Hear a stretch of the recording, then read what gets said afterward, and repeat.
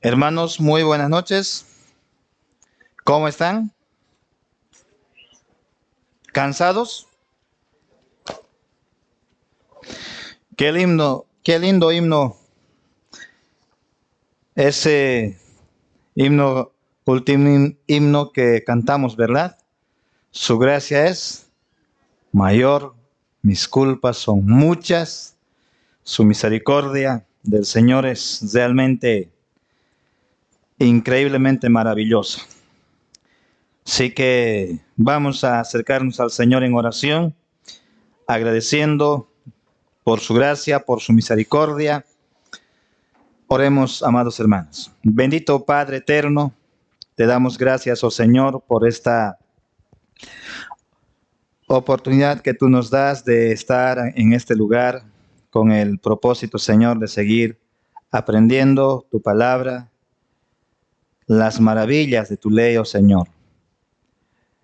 Y en ella, Señor, podemos ver que tú, siendo un Dios santo y justo,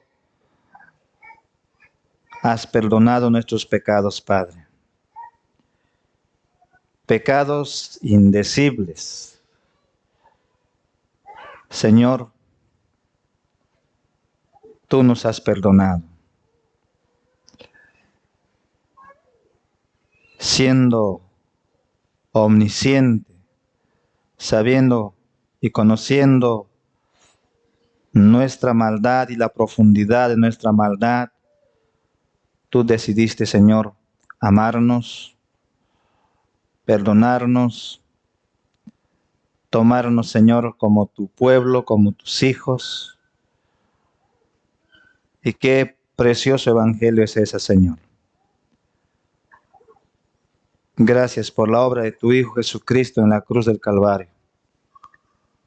Gracias por su vida y gracias por su muerte. Queremos, Señor, seguir aprendiendo acerca de Él, de su obra, de su persona. Y queremos, Señor, gozarnos. Enséñanos tu palabra. Abre nuestros ojos para que veamos, Señor, las maravillas de tu ley. Te lo pedimos, oh Señor, en ese nombre precioso de nuestro bendito Señor y Salvador Jesucristo. Amén. Muy bien, estamos estudiando Introducción al Antiguo Testamento. Estamos, como decía Pastor Roberto, en la introducción a la introducción del Antiguo Testamento. Así que recuerden, el propósito de este curso es básicamente animarles a leer el Antiguo Testamento. Eso es lo que buscamos. Animarles a hojear por lo menos un poco el Antiguo Testamento, a degustar un poco el Antiguo Testamento. Así que vamos a seguir con eso. Quiero que puedan ir en sus Biblias en el Evangelio según San Juan, capítulo 5. Estamos viendo el centro teológico del Antiguo Testamento, ¿verdad? ¿Cuál es el centro teológico del Antiguo Testamento? La persona y la obra de Cristo. Obviamente podemos desarrollar todo un seminario acerca de la persona de Cristo. Solo vamos a dejar para la materia de Cristología y también de su obra. Eso se estudia dentro de lo que es la Cristología, pero también dentro de lo que es la soteriología, la doctrina de la salvación. Pero el centro teológico de la Escritura es la persona y la obra de Cristo.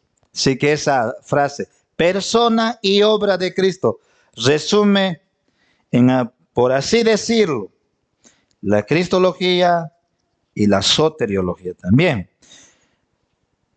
Juan capítulo 5, versículo 39.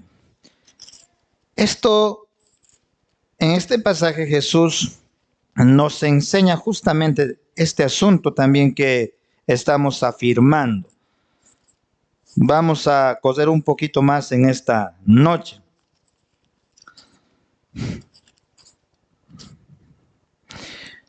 No sé si, bueno, probablemente no tanto a ustedes, pero a algunos, honestamente, nos ha costado amar al Antiguo Testamento y verlo al Antiguo Testamento como una versión no subcristiana de la Biblia, sino una versión cristiana de la Biblia.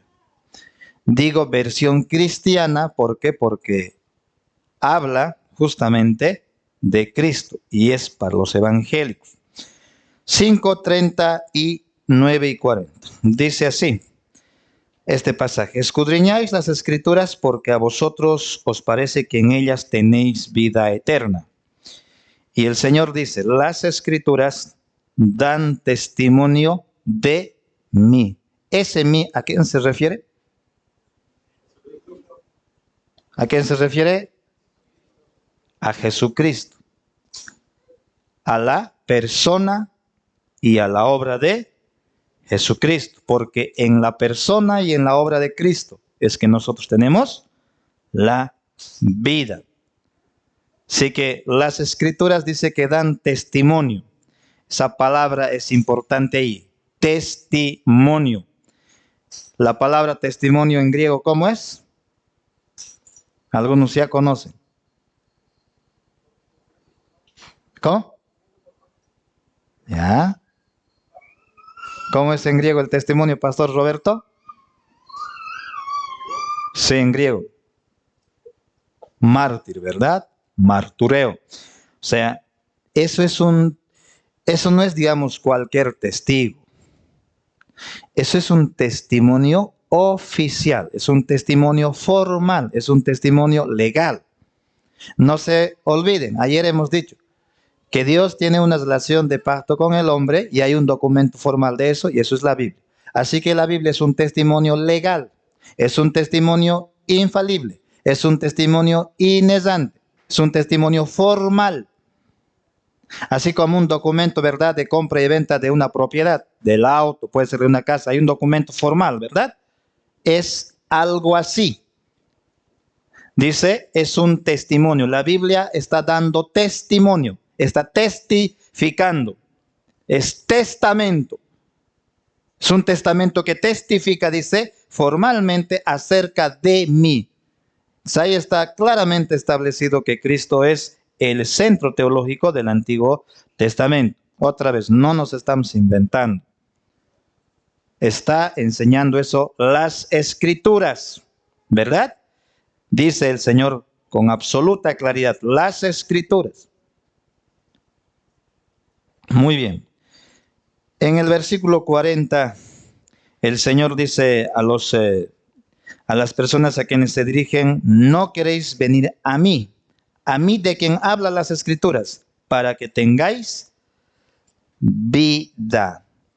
Así que no se olviden, esta misma palabra, testimonio, va a aparecer en Hebreos capítulo 11. Y aquí es muy interesante este pasaje. Quiero que puedan abrir sus Biblias en Hebreos capítulo 11.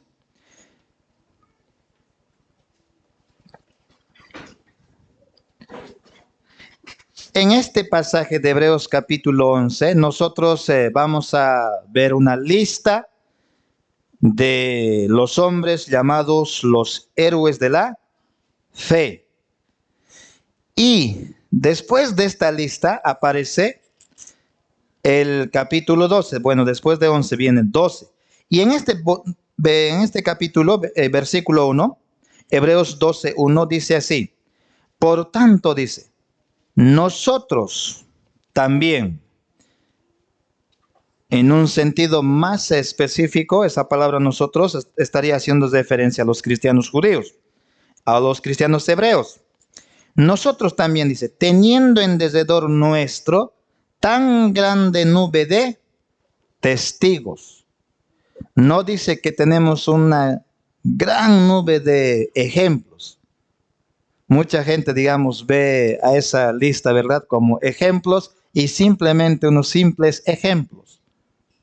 Y así muchos toman el Antiguo Testamento como ejemplo. Son buenos libros, buenas historias para ejemplificar historias morales, algo así ven. Así que José es un buen ejemplo, Moisés es un buen ejemplo, probablemente. Sansón probablemente no es un buen ejemplo, y otros así, ¿no? Ejemplos. Un pastor compartía que la siguiente historia de una profesora de escuela dominical que estaba enseñando a los niños acerca de la historia de Moisés, es su nacimiento, su infancia. Y su tema central era enseñar a los niños que Dios cuida de ellos, de los niños, ¿no? Así que él les contó la historia y les dijo, ustedes pueden ver ahí en la historia de Moisés cómo Dios cuida de los niños, así que Dios cuida de todos ustedes. Y no faltó un niño que él preguntó y le dijo, ¿y por qué Dios no ha cuidado a los otros niños a quien Faraón mató? Así que la profe se quedó roja, no sabía qué decir. Es que el punto de esa enseñanza, de esa historia, no es dar testimonio de esa verdad. Entonces, pero aquí nos dice, ¿de qué están dando testimonio estos personajes que aparecen ahí en Hebreos capítulo 11? Dice, por tanto, teniendo nosotros también, ¿verdad?, en derredor nuestro tan grande nube de testigos. ¿Qué hacen los testigos? No me estoy refiriendo de los testigos que andan por ahí, no estoy hablando de ellos. Dice, despojándonos de todo pecado y del peso que nos asedia, corramos con paciencia la carrera que tenemos por delante. Puestos los ojos en Jesús, el autor y consumador de la fe, el cual por el gozo puesto delante de él sufrió la cruz, menospreciando el oprobio, y se sentó a la diestra del trono de Dios. Así que todas esos personajes del Antiguo Testamento testifican, dan testimonio. ¿Quién nos dicen? Mírennos a nosotros, cómo hemos vencido las pruebas, cómo hemos vencido las aflicciones, cómo hemos superado todos los sufrimientos y seguimos fieles al Señor. Por lo tanto, ser evangélico es para valientes. Ustedes también sean valientes como nosotros. ¿Nos está diciendo eso? No. Y por si acaso, ser evangélicos no es para valientes, es para los débiles. ¿Pero de qué están testificando? Ellos nos están diciendo lo siguiente. Ustedes pongan sus ojos en el autor y consumador de la fe. Así que no son, digamos, ejemplos. No dice el autor, digamos, miren esos ejemplos. No. Ellos nos dicen, nos testifican. Ellos nos testifican y nos dicen que debemos poner nuestros ojos en Cristo Jesús, porque Él es el centro teológico de la Biblia. Así que Abel, Abraham, Moisés, el pueblo de Israel, Rahab, Gedeón, todos estos que aparecen ahí, nos están diciendo que nosotros debemos poner nuestros ojos en Cristo Jesús. En ese que dijo, yo soy el camino, la verdad y la vida, nadie viene al Padre si no es por mí. Lo dijo con toda autoridad, lo dijo con toda la razón. ¿Por qué? Porque así lo es. Las Escrituras dicen que creer en Jesús es tener vida eterna. Así que puestos los ojos en Jesús. Hay todavía también muchos autores, bueno, hay muchos autores, testimonios de muchos autores que hablan también en este sentido. Pero esos dos pasajes más quería mostrarles para hablar acerca del centro teológico de las Escrituras. Ahora vamos a considerar el otro punto que hemos visto un poquito el día de ayer. El marco temático del Antiguo Testamento. El marco temático del Antiguo Testamento. ¿Cuál es el marco temático? Exactamente, el reino de Dios. Así que el reino de Dios, este temas se constituyen el marco temático de la Biblia, tanto del Antiguo como también del Nuevo Testamento.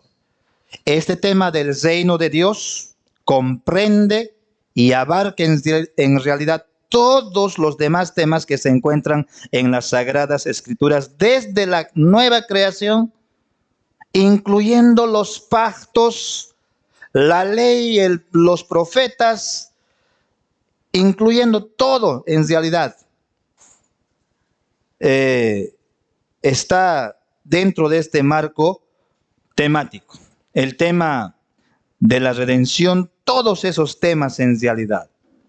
La sabiduría, el tema de la salvación, todos estos asuntos están dentro de este tema, que es un gran marco, como una especie de paraguas, el marco temático de toda la Biblia. Ustedes ya saben algunas doctrinas han estado estudiando. Por ejemplo, la doctrina del Espíritu Santo. ¿Cómo se llama esa doctrina? ¿Con qué nombre es conocido? Exactamente, neumatología. ¿Cómo se relaciona neumatología con el reino de Dios? ¿Cómo? Si el reino de Dios abarca todos los temas que trata la Biblia, y la doctrina del Espíritu Santo es uno de los temas que la Biblia enseña cómo se relaciona con el todo de la Biblia o con el reino de Dios. ¿Cómo? Adelante.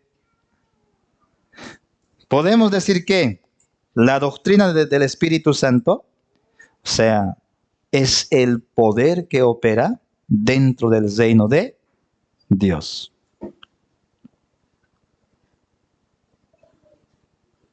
¿Cómo encaja la soteriología dentro de este marco temático, el reino de Dios? ¿Cómo encaja? ¿De qué trata la soteriología? En términos de teología sistemática. Andrés H. ¿Cómo puede encajar? Si dentro de este marco temático, ¿cómo encaja? O sea, de alguna manera desarrolla cómo nosotros accedemos o entramos en el reino de Dios. ¿Cómo se relaciona la eclesiología, la doctrina de la iglesia, con el tema del reino de Dios? ¿Cómo se relaciona? O sea, es el estudio de los ciudadanos, ¿no? Que son parte del reino de Dios. ¿Cómo se relaciona la escatología con el reino de Dios? La escatología es la doctrina de las últimas cosas. Las últimas cosas. Y eso es algo muy interesante. En la Biblia hay últimas cosas y primeras cosas. Primeras cosas, ¿a qué se estaría refiriendo? Al Antiguo Testamento. ¿Y las últimas cosas dónde están? En el Nuevo Testamento. Y las últimas cosas dice que ya ha comenzado. Pero esas últimas cosas tienen que consumarse. Dicho de otro modo, entonces la escatología estaría tratando de la consumación del reino de Dios. Y así varios temas, o todos los temas, tanto la teología sistemática o otros temas, están relacionados o son parte o son absorbidos por este marco temático que es el reino de Dios. Así que este marco extiende, alguien dijo, hasta los límites exteriores del corpus canónico. ¿Qué es el corpus canónico? Biblia, básicamente. Este tema entonces une a todos los otros temas, cohesiona, da estabilidad y forma a esos conceptos bíblicos que nosotros encontramos. Ahora, esto que estamos afirmando, que el reino de Dios es el marco temático de toda la Biblia, del Antiguo Testamento también, ¿está enseñado en la Biblia? ¿Es bíblico eso? ¿O nos estamos inventando? No, es completamente bíblico. Vayamos a Marcos, capítulo 1. Marcos, capítulo 1. Cuando nosotros vamos a leer la Biblia, amados hermanos, tenemos que leer con mucha atención. No digamos, ya he cumplido, ya he leído, listo. No, no, no. Con mucha atención. Marcos capítulo 1, versículo 14 y 15. Dice así este pasaje. Marcos capítulo 1, versículo 14 y 15. Después que Juan fue encarcelado, Jesús vino a Galilea predicando ¿qué? ¿Predicando qué? El evangelio del reino de Dios. Ahora ustedes ya saben, cuando Jesús predicaba el evangelio, ¿a partir de un vacío predicaba o a partir de la escritura lo hacía? De la escritura, es decir, a partir del Antiguo Testamento. Y decía, ¿verdad? Diciendo, el tiempo se ha cumplido. La pregunta aquí es es la siguiente. ¿Tiempo? ¿De qué tiempo? ¿Qué tiempo se había cumplido? O sea, el tiempo se ha cumplido. Es decir, este es el cumplimiento del tiempo. ¿Qué tiempo se había cumplido? O sea, ¿había algún otro tiempo que había sido anunciado? ¿Cuál era el asunto? Tenía que llegar en un sentido el reino de Dios. Dice, el tiempo se ha cumplido. Y ahora se explica. Y el reino de Dios se ha acercado. Se ha acercado.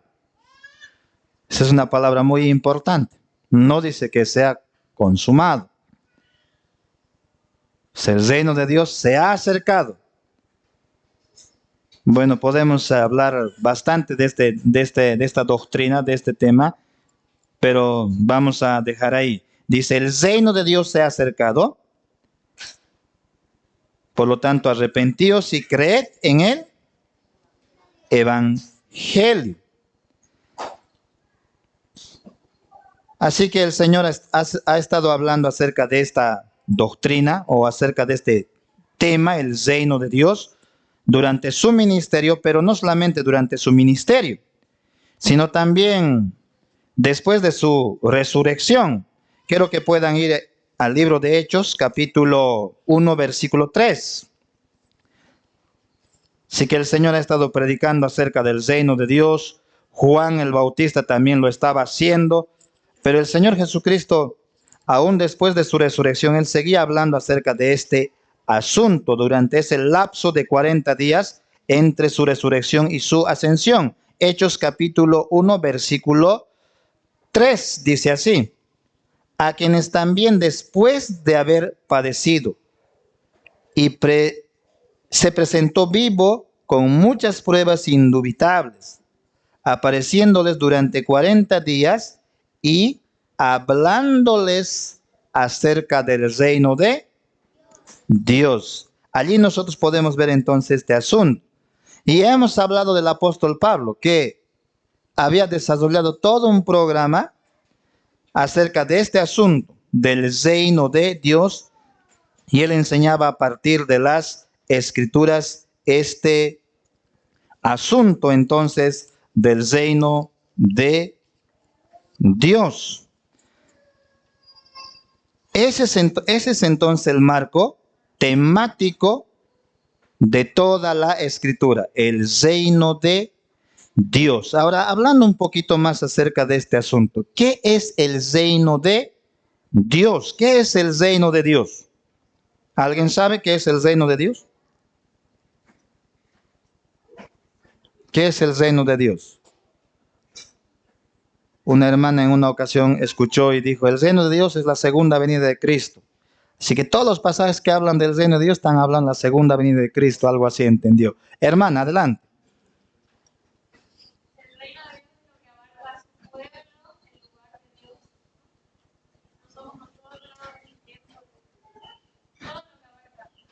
Ya, algunos datos que son muy importantes. Vamos a escribir aquí, hablando del reino de Dios.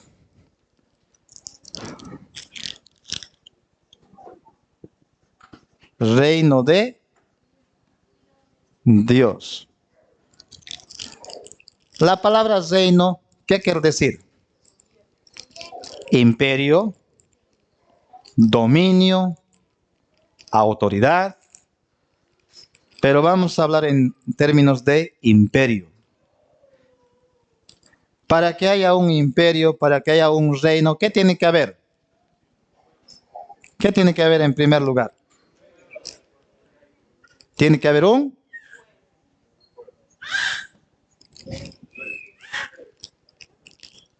¿La Biblia de qué habla? ¿Quién es el centro teológico de la Biblia? Entonces, ¿quién sería el rey del reino de Dios? No sé si están, por ejemplo, captando, hermanos, y espero que lo puedan hacer. Entonces, la Biblia es un documento real. La Biblia es un documento real.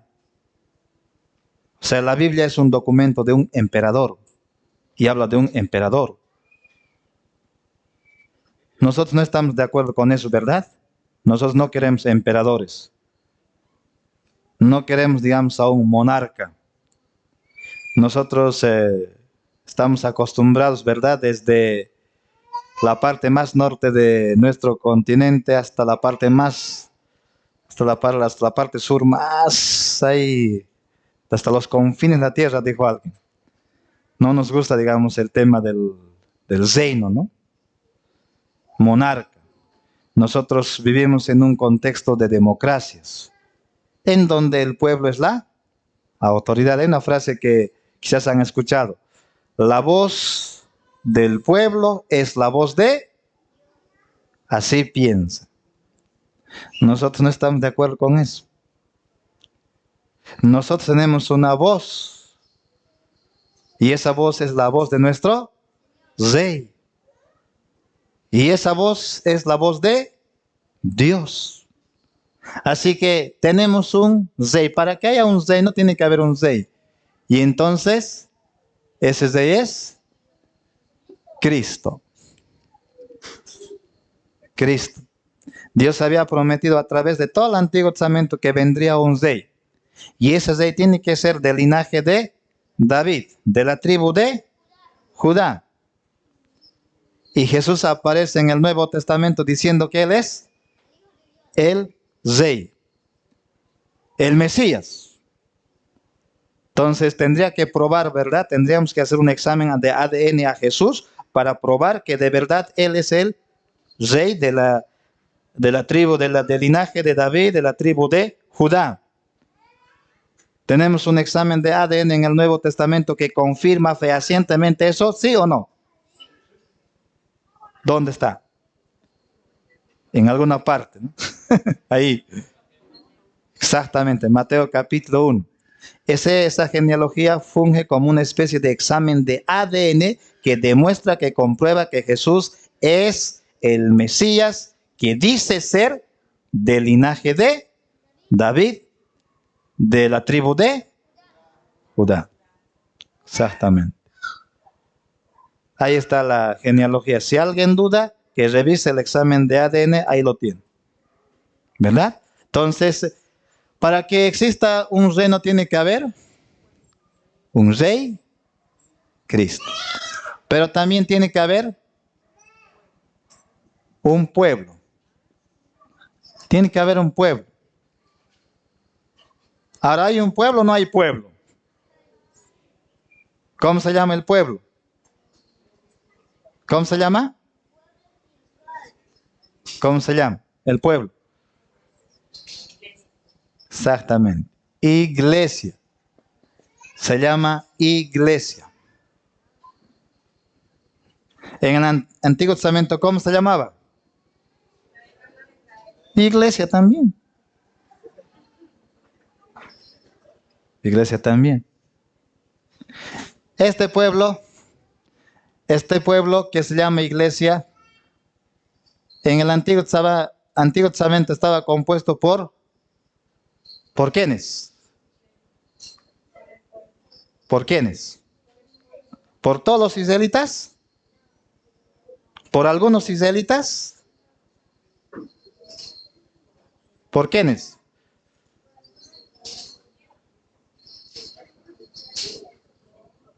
¿Por quiénes? Respondan, hermanos. ¿Por todos los israelitas? Ya. Si ustedes revisan el libro de Josué, en Josué se le ordena al pueblo de Israel que mate a todos esos paganos que vivían en la tierra de Canaán. Y eso fue parte del juicio de Dios. Díganme, hermanos, en esa conquista, ¿murieron solamente los cananeos o también murieron como resultado del juicio de Dios algunos judíos? Judíos también. Así que dentro del pueblo del reino de Dios, Israel, iglesia, en el Antiguo Testamento, todos los hebreos, todos los israelitas eran parte de ese pueblo. No. En el Antiguo Testamento, vamos a decir aquí, vamos a poner. En el Antiguo Testamento, esta iglesia estaba compuesta por judíos y gentiles. ¿Pueden citar a alguna gentil que fue parte del pueblo del reino de Dios en el Antiguo Testamento? Rahab. ¿Cómo pero Rahab tan pecadora? Sí, Rahab. Otro ejemplo, Ruth, que no era judía. Así que en el Antiguo Testamento podemos ver que el pueblo de Dios, el verdadero pueblo de Dios, estaba compuesta por judíos y gentiles. Dígame, ¿Noé era parte del pueblo de Dios? ¿Sí o no? ¿Era un judío o era un gentil?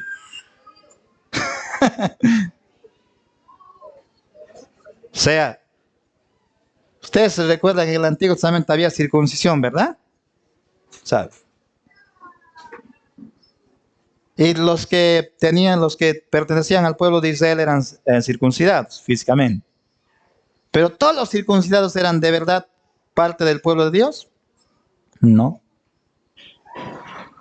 Solamente los que eran circuncidados en el corazón.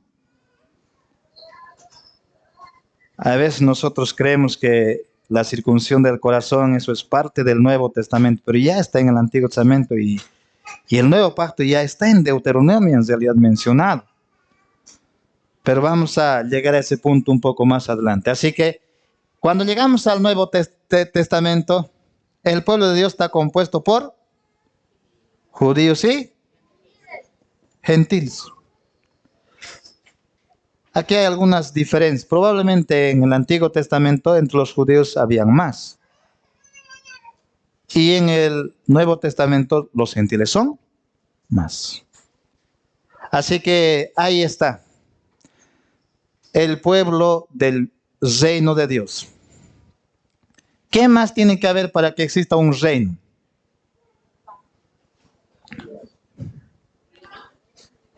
¿Qué elemento más? Ley. Pacto. O sea, a esta ley se le llamaría gobierno. Tiene que haber decretos, tiene que haber, ley. ¿Ahora hay ley que Dios ha dado? Claro que sí. Hasta hay un documento de eso, la Biblia. ¿Verdad? Ya vamos a ver cómo está estructurado. ¿Qué más tiene que haber para que exista un reino? ¿Qué más? Exactamente, territorio, ¿verdad? Un lugar, tiene que haber un lugar. Ahora, ¿en la Biblia hay un lugar del reino de Dios? ¿Cómo se llama ese lugar?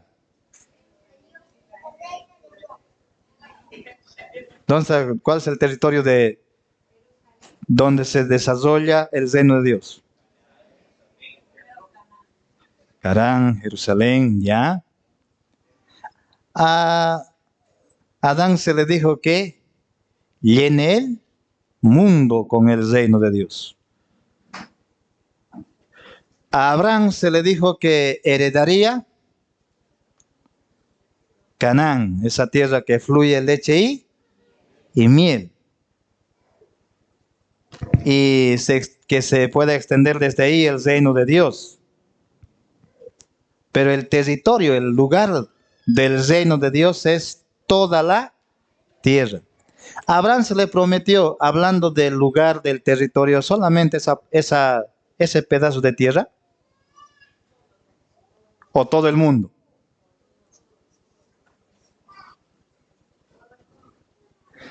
Tarea, ustedes van a leer llegando a la casa Romanos capítulo 4.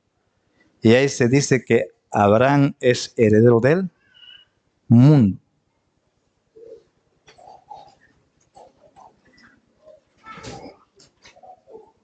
O sea, el lugar de donde se desarrolla el reino de Dios, ¿dónde es? La tierra. Así que esos son los elementos que son necesarios para que exista un reino. Rey, pueblo, lugar, ¿no? Entonces, esos son los componentes. Y obviamente hay un asunto más, que sería, algunos ponen esto más, bendición, la bendición. ¿Y cuál es la bendición del reino de Dios? La bendición suprema es la siguiente. Vosotros seréis mi pueblo y yo seré vuestro Dios. ¿Y qué puede haber? ¿Qué bendición puede haber más grande que esa? Y yo seré vuestro Dios y vosotros seréis mi pueblo. Así que, mis hermanos, el tema entonces, el marco temático de toda la escritura es el reino de Dios. Y este reino de Dios se desarrolla a lo largo de toda la Biblia, desde Génesis hasta Apocalipsis. El reino de Dios. ¿Cómo se relaciona el reino de Dios con el tema del pacto? Con el tema del pacto o pactos. Pacto, ¿cómo se relaciona? Acuérdense, no se olviden que este es un documento de pacto. Ahorita vamos a ver la estructura de este pacto, cómo está estructurado este documento de pacto. Entonces, una otra palabra clave es importante. Una palabra clave es justamente esta, pactos o pacto. ¿Cómo se relaciona el tema del pacto con el reino de Dios? Julio. A ver, Julio, adelante. Entonces, el Julio, adelante. ¿Cómo se relaciona?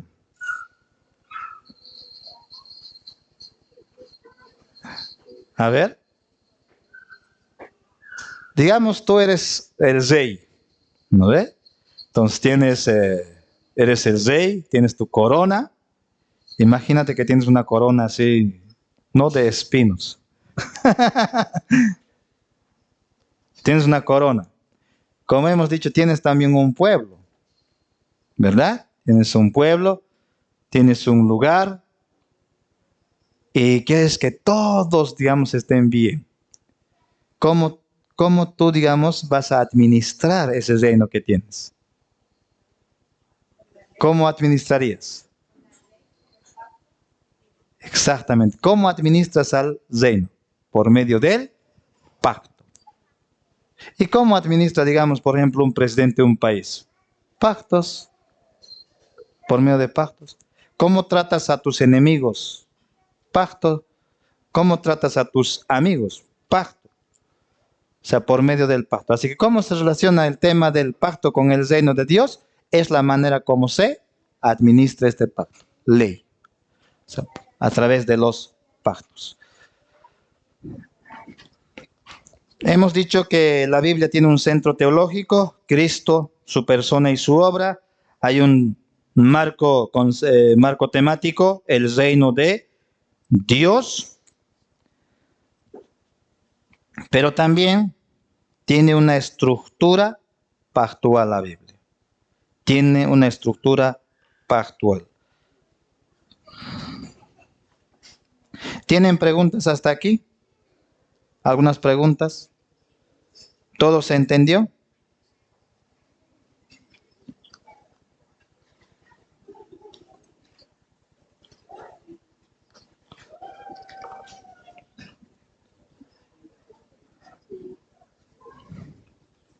Si hay un silencio, eso quiere decir que todo se entendió. Y si yo soy un muy buen profesor. Muy bien. Vamos a seguir entonces adelante. Ustedes pueden ampliar este tema del reino de Dios y ver cómo se desarrolla a través de toda la Biblia. Veamos entonces la estructura o el diseño o la forma como está organizada el Antiguo Testamento.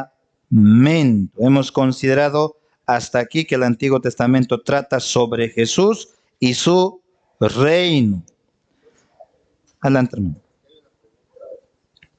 Normalmente, digamos, hemos enseñado que el reino de Dios es para los judíos, ¿no? En la escuela en la que hemos estado, la teología, el reino de Dios es para los judíos. Quizás sería bueno. Hola.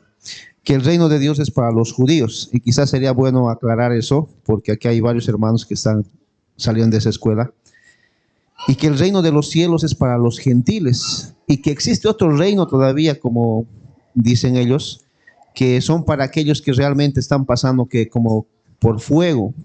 Entonces esos tres reinos que existen, dicen ellos, y que cada reino es distinto para cada pueblo, digamos, ¿no?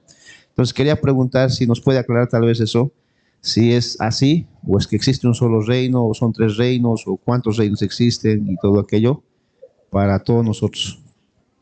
Muy bien, vayamos al libro de Hechos. Vayamos al libro de Hechos. Capítulo 28.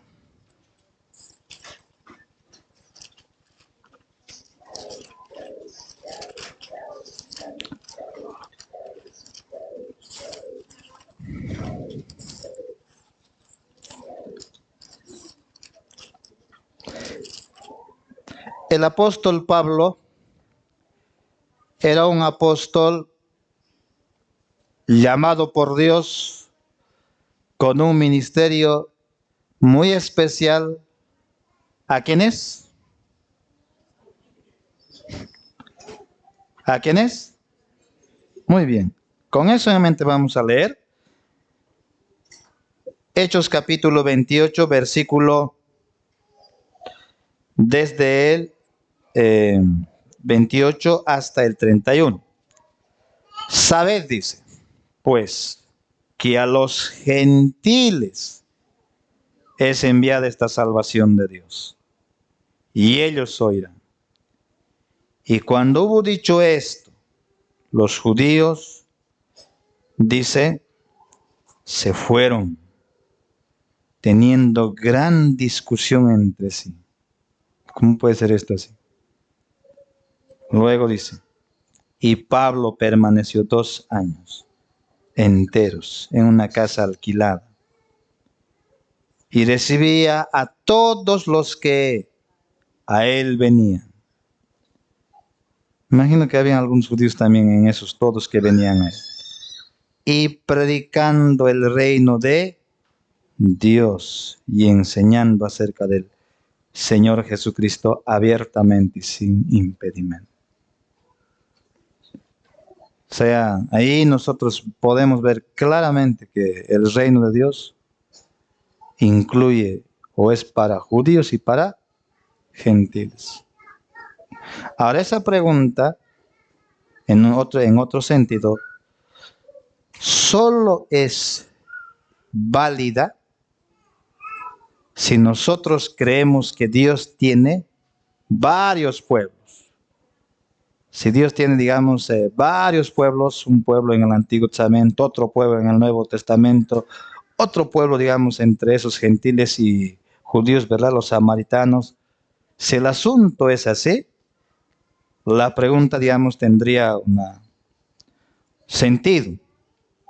Entonces aquí lo primero que tenemos que definir es lo siguiente.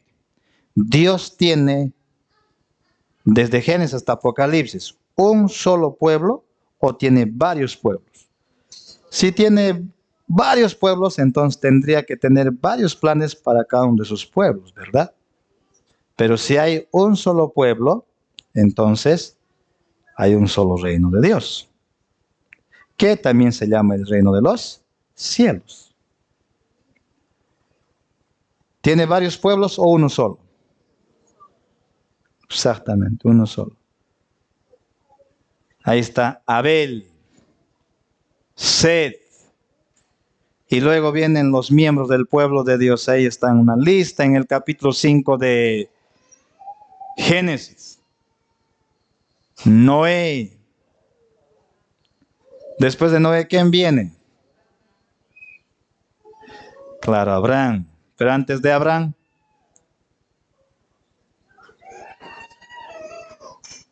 hay una línea de la simiente ahí. ¿De quién viene Cristo? Can, Jafet, Sem, ¿de cuál? Exactamente. Seguimos avanzando. Llegamos a Abraham. Y después seguimos avanzando. ¿Quién viene después de Abraham? Isaac. Después, Jacob. Después, Judá, exactamente. David y Cristo. Pero ahí hay un pueblo. Hay un pueblo. Ahora a Abraham se le promete, ¿verdad? Que sería padre de mucho pueblo, de mucha gente. Se le promete descendencia. Pero ¿qué tipo de descendencia en realidad se está prometiendo? ¿Una descendencia espiritual o una descendencia física? Ese es el punto. ¿Quiénes son los verdaderos descendientes de Abraham? Ese es el punto. ¿Quiénes son? No quiero que se inventen, quiero que me muestren en la Biblia. Romanos. Vayamos a Romanos. Y se cree que Romanos está escrito en prosa común. O sea, en la forma más literal, digamos, del habla. Digo, este es marcador. ¿Qué quiere decir eso? ¿Qué es? Marcador. Capítulo 4. Romanos capítulo 4. No se olviden lo que al principio hemos dicho. Vamos a entender el Antiguo Testamento a la luz del Nuevo Testamento. Y aquí vamos a interpretar el Antiguo Testamento. Mejor dicho, vamos a leer la interpretación infalible, inerrante, autoritativa, definitiva, indiscutible del Antiguo Testamento, que es el Nuevo Testamento. Romanos capítulo 4. A ver, vamos a leer varios versículos. Versículo 1. ¿Qué pues diremos que halló Abraham nuestro padre según la carne? La respuesta es ¿qué? ¿Qué es la respuesta a esta pregunta? ¿Qué halló Abraham según la carne? o por obras? La respuesta es, ¿qué? ¿Qué halló? ¿Halló algo o no halló nada? Ya, nada. Porque si Abraham fue justificado por las obras, tiene de que gloriarse, pero no para con Dios. Pregunta, ¿cómo fue salvo Abraham? ¿Por obras?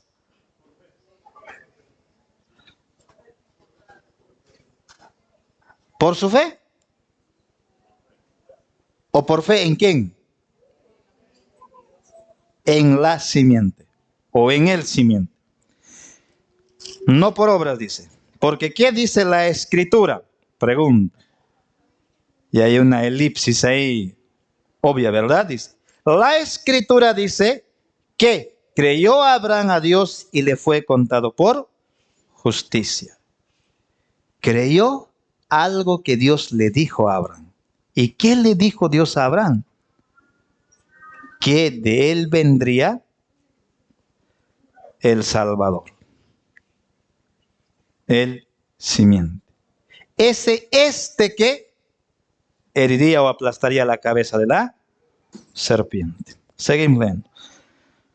Pero al que obra no se le cuenta el salario como gracia, sino como deuda. Más al que no obra, sino cree en aquel que justifica al impío, su fe le es contada por justicia. Entonces, ¿cómo era la salvación en el Antiguo Testamento? ¿Por obras? ¿O por gracia mediante la fe? ¿La fe en quién? Pero si el Mesías recién está en el Nuevo Testamento. En otras palabras, en el Mesías, en el simiente prometido. ¿Estamos inventando? Pues eso es lo que la Biblia dice. Eso es lo que la Biblia dice. Vamos a seguir leyendo. Bueno, alguien puede decir, claro, es que la ley después de Abraham vino. Primero, Abraham estaba ahí, él no tenía la ley. Digamos que ese argumento entonces hasta cierto punto vale. Entonces Pablo ya anticipa y dice, por ahí alguien piensa así, mejor este ejemplo más. David, que vivió después de la promulgación de la ley. Y él también dice que fue perdonado, justificado, sin obras. Dios atribuyó justicia sin obras. Ahora, todo esto, ¿para qué pasó esto de Abraham? Versículo 9. Es pues esta bienaventuranza de ser salvo por gracia mediante la fe en el Señor Jesucristo. Esta gracia de ser declarados justos delante del tribunal de Dios por gracia mediante la fe. Esta bienaventuranza es solamente para los de la circuncisión o también para los de la incircuncisión. Hay varios tipos de preguntas en el griego. Y esta es una de esas preguntas que requiere una respuesta afirmativa. Obviamente que esta bienaventuranza también es para los de la incircuncisión. ¿Por qué? Versículo 9, ¿verdad? Porque decimos que Abraham le fue contada la fe por justicia. ¿Cómo pues le fue contada? ¿Estando en la circuncisión o en la incircuncisión? ¿Cómo fue contada? ¿Él estaba circuncidado o estaba incircunciso cuando Dios le declaró justo? Incircunciso. Muy bien. No en la circuncisión, sino en la incircuncisión. ¿Por qué pasó todo esto? Va a explicar. Y recibió, dice, y aquí hay unas palabras que son muy importantes. Cuando estudien el tema del bautismo van a preguntar al pastor Roberto de este versículo. Dice que recibió. ¿Quién recibió? ¿Quién recibió? Respondan, hermanos. Cuando ustedes, digamos, lean la Biblia, tienen que leer de esa manera. ¿Recibió quién? Haciendo preguntas, respondiendo, analizando. Dice, recibió Abraham la circuncisión. ¿Cómo qué? ¿Cómo qué? Dos palabras claves. Dice que recibió la circuncisión como señal y como sello. Dos palabras claves. Los que ya han estudiado algo de la teología sistemática, ustedes están en la confesión, van a leer y dice que los sacramentos, algunos prefieren ordenanzas porque esa palabra es que suena muy católico romano. ¿Ya? Entonces, ordenanzas dice que son signos y sellos de nuestra unión con Cristo. Y esa doctrina es muy, muy importante. Pero aquí está diciendo que Abraham recibió como signo o como señal y sello. Dos palabras claves. No es, digamos, casualidad, no son sinónimos. Una cosa es señal y otra cosa es el sello. ¿Cuál es la función de la señal? Guía, pero básicamente es instructivo, ¿no? Entonces, cuando tú estás conduciendo y de pronto aparece ahí la luz roja, esa es una señal que indica que te está diciendo otra cosa de lo que tú ves. No te está diciendo, mira, es rojo, ves, así es el rojo, no te está enseñando el rojo, te está enseñando otra cosa. ¿Qué te está comunicando a ti que estás conduciendo el auto? Que tú tienes que parar. Así que la señal indica, informa, comunica. Entonces dice que Abraham recibió la circuncisión como una señal que le indicaba algo, que le informaba algo, que le decía algo. ¿Y qué le decía esa señal? Que él había recibido la justicia por medio de la fe, por gracia. Así que esa sola gracia, sola fe, sola escritura, ya está en el Antiguo Testamento, ¿no? Así que por un lado, recibe la señal, la circuncisión como señal, pero también recibe como sello. ¿Cuál es la función de un sello? ¿Qué hace un sello? La palabra clave es autentificar. Esa es la palabra clave. Si tú tienes, digamos, tu diploma de bachiller, tu certificado de bachiller, y si no tienes sello, no vale. ¿El sello cambia el contenido? No. Lo autentifica. Entonces, Abraham dice que recibió la circuncisión como un signo o señal, pero también recibió como un sello que confirma, que lo autentifica la justicia que había recibido por fe. Adelante, hermano. ¿Tiene algún significado también por ejemplo, aquí Abraham, el rey de Salem, partió el pan y le dio vino antes de vamos a llegar, digamos, a ese punto probablemente si Dios lo permite, ¿ya? Si no, me vas a dar por ahí y me vas a preguntar. O le preguntas al pastor Roberto, ¿ya?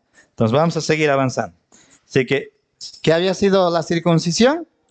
Sello y signo. Signo y sello.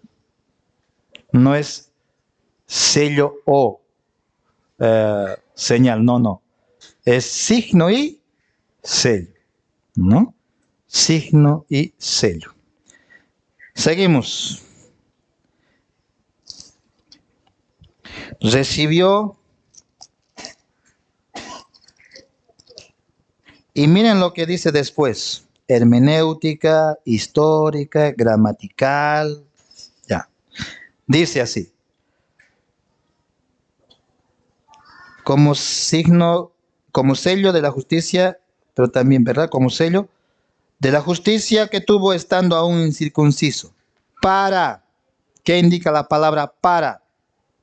Cuando tú leas en la Biblia para, tienes que parar un momentito, ¿ya? Para. ¿Qué indica la palabra para? Hermana Cecia, ¿qué indica la palabra para?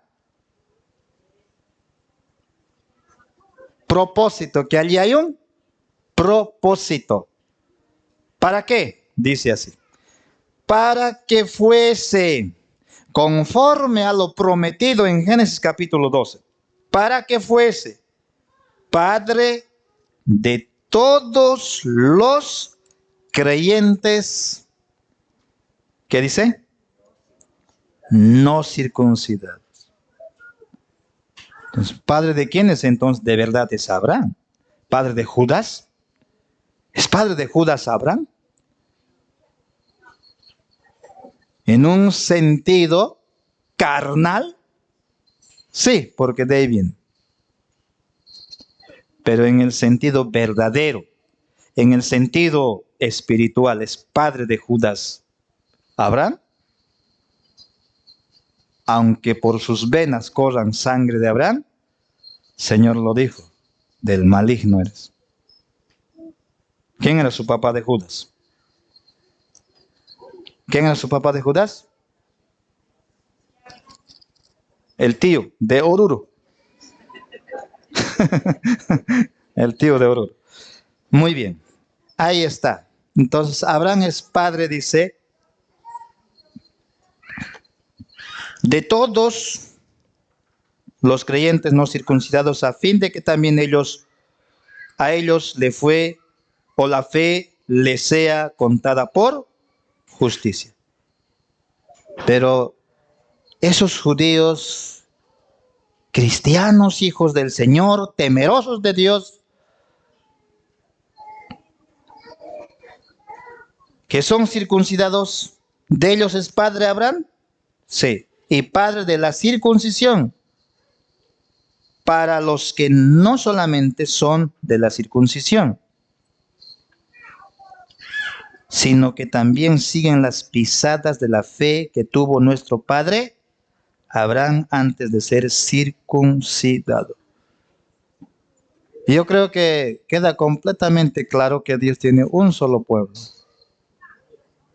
que se llama Iglesia Israel de Dios, los hijos de Abraham, descendencia de Abraham, pero estamos hablando en el sentido que el apóstol Pablo está hablando. Romanos capítulo 9, hay un pasaje también aquí que nos habla de esto que estamos diciendo. Y otra vez en el sentido, digamos, más literal, digamos, que podemos entender. Romanos capítulo 9.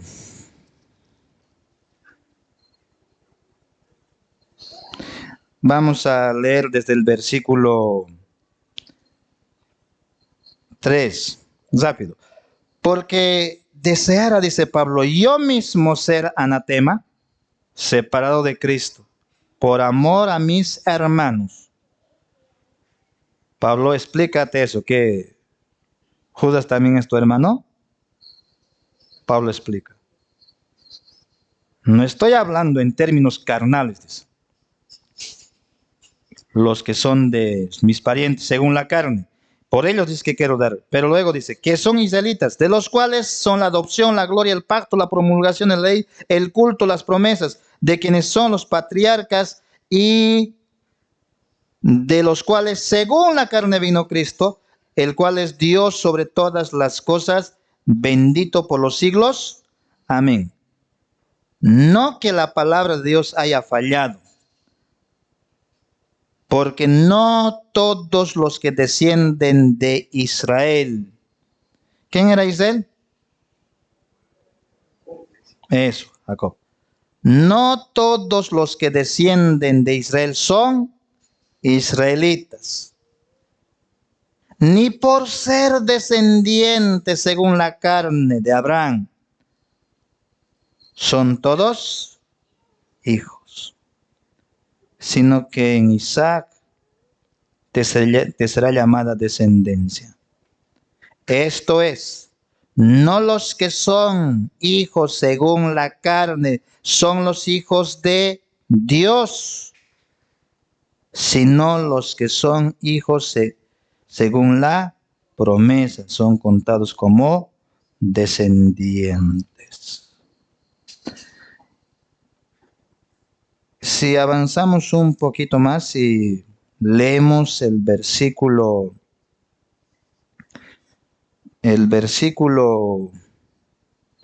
un momentito, el versículo 27. Bueno, les animo a leer todo este capítulo, pero el versículo 27. También Isaías clama tocante a Israel. Y ojo, este es un pasaje clave. El Antiguo Testamento está diciendo que Dios tiene un solo pueblo y ese un solo pueblo está conformado por judíos y gentiles y no es exclusivamente judíos. Dice, si fuera el número de los hijos de Israel como la arena del mar, tan solo el remanente será salvo, porque el Señor ejecutará su sentencia sobre la tierra en justicia y con prontitud. Bueno, así que esa pregunta, digamos, tiene, les dije, sentido. Si nosotros aceptamos que Dios tiene varios pueblos, o como alguien dijo, ¿no? Jesús tiene una sola esposa, una sola novia, y esa novia se llama Cristo.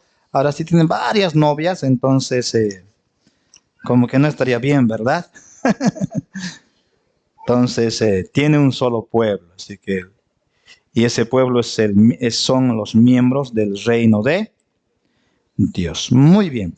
Dicho eso, vamos a entrar entonces a este punto de la estructura pactal del Antiguo Testamento. Pero antes de eso vamos a tener un pequeño receso. Oremos para terminar este tiempo. Bendito Padre eterno, te damos gracias, oh Señor, por este tiempo que tú nos das. Por sobre todo, Señor, gracias porque somos parte de tu pueblo, de tu reino. Hemos sido, Señor, por tu gracia, hechos parte de los ciudadanos del reino de Dios, de esa familia, Señor. Somos descendientes de Abraham, porque por tu gracia, oh Señor, tenemos la misma fe por el cual hemos sido justificados. Esa fe, Señor, que tú mismo nos has regalado para que miremos a Cristo y únicamente a Él como nuestro único Señor y Salvador de nuestras vidas. ¿Qué hemos hecho, Señor, para merecer esto? Hemos hecho todo, Señor, para ser excluidos y ser cortados, Señor, de este mundo, de esta tierra. Pero tu misericordia, Señor, tu gracia es tan grande.